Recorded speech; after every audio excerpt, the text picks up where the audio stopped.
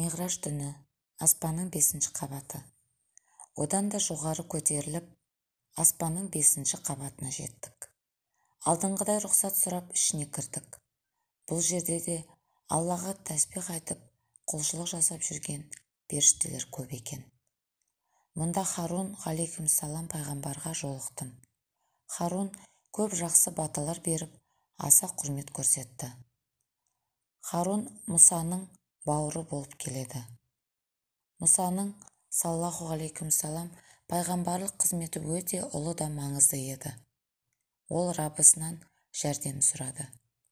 Алла тағала оның дұғасын қабыл етіп, оған көмек беру үшін Харунның баратынын айтып, сен де, сенің бауырың Харун да мұғжизаларымды алып барыңдар.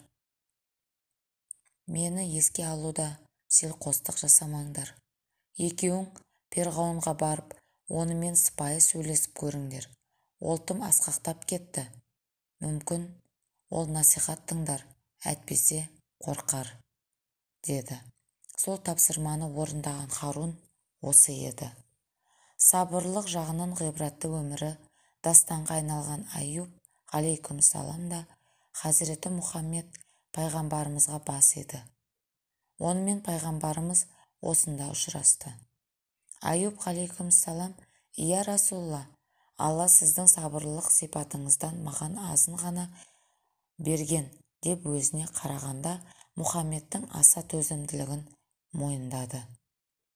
Алла Аюбты ауыр сынақпен сынап еді.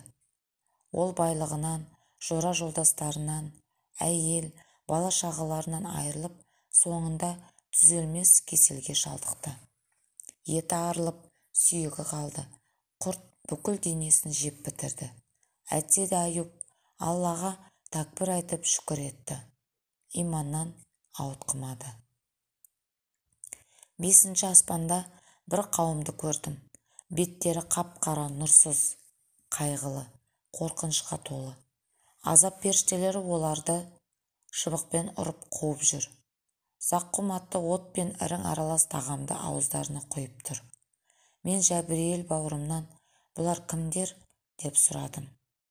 Ол маған, дүниеде Алланың берген ризық несібесін басқалармен бөліспеген, малынан зекет шығармаған пенделер. Ондай адамдарды аспандағы періштелер Алланың күнәһар сараң дұшпаны деп әлемге жар салады.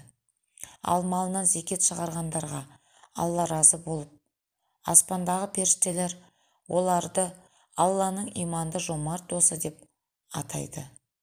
Бұл туралы Алла тағала, қазыналарыңды Құдай жолынан аямаңдар, өз қолдарыңды өздерің байлап, сараңдық жасап, бастарыңды қатерге тікпеңдер, жақсылық жасаңдар, ізгі жандарды Тәңірі шын дос тұтады, дейді.